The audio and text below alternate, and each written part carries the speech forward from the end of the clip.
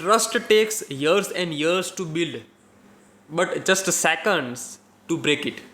Hello friends, myself Kishan Prajapati and I am a soft skill trainer. આજના વિડીયોમાં આપણે જોઈશું કે કઈ રીતે આપણે ટ્રસ્ટ જીતી શકાય. How to win trust. The first point is never share any secret or personal information. તમારા ઉપર વિશ્વાસ મૂકી કોઈ વ્યક્તિ કે કોઈ ફ્રેન્ડ પોતાની પર્સનલ ઇન્ફોર્મેશન કે પર્સનલ સિક્રેટ્સ શેર કરી રહ્યો છે, સો don't share it any one. કોઈ પણ વ્યક્તિ સાથે એને શેર કરવું એ વ્યક્તિ માટે ટ્રસ્ટ તોડવો બરાબર છે. So never share any secret or personal information. Second thing is stand with people always. તમારા નિયર ડિયર કે તમારો કોઈ મિત્ર કે કોઈ પ્રોબ્લેમમાં છે તો એવી સિચ્યુએશનની અંદર એની સાથે ઊભા રહેવું, એને સાંત્વના આપવી, એને હિંમત આપવી, એની સાથે રહી અને પ્રોબ્લેમનું સોલ્યુશન આપવું. It's win a trust. So always stand with people.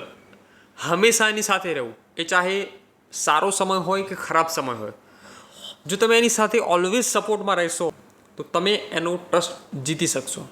The third point is never cheat if even small things. કોઈ પણ વસ્તુ માટે કોઈ વ્યક્તિ સાથે ચીટ કરવું, ફ્રોડ કરવું એ એના ઉપરનો વિશ્વાસ ગુમાવી દે છે. કહેવાય છે કે ચોરી એ ચોરી કહેવાય, એ ચાહે 5 રૂપિયાની પણ કેમ ના હોય.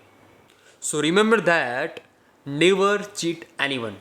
And the another important point is do what you say and be the man of the words.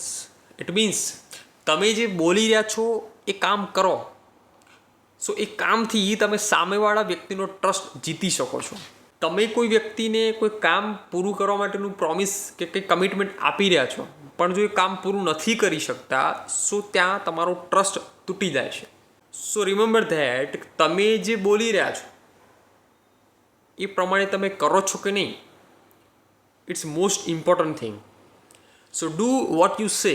તમે જે કરી શકતા હો એ જ બોલો. Either you lose the trust the people's. Always meet in the order to win the trust again.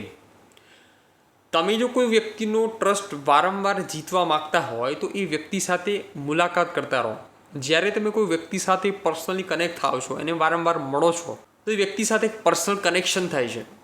For that reason તમારો એ વ્યક્તિ સાથેનો ટ્રસ્ટ બિલ્ડ થાય છે.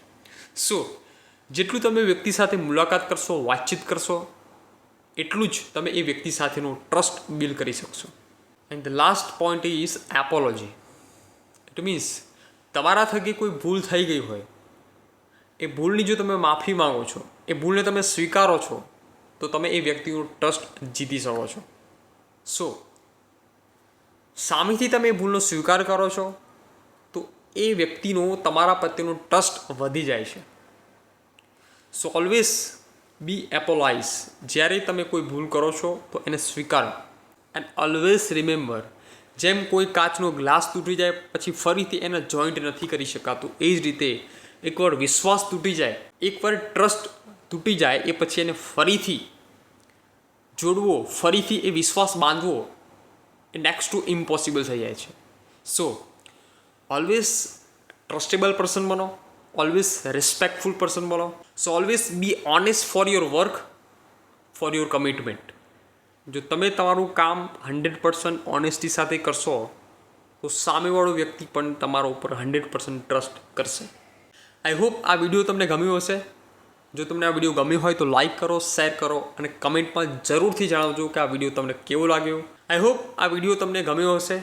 સો ઇફ યુ લાઇક, શેર કરો અને સબસ્ક્રાઈબ કરો.